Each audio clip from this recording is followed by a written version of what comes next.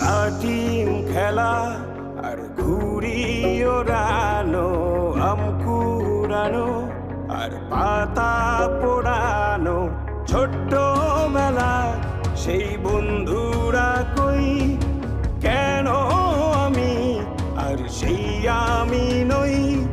আজ অনেক বছর পরে খুঁজে ফিরি, কোথায় আহারে আহারে আহারে শৈশব, কোথায় হারিয়ে গেল যে আহারে কৈশব, কোথায় আহারে আহারে আহারে শৈশব, কোথায় হারিয়ে গেল যে আহারে কৈশব।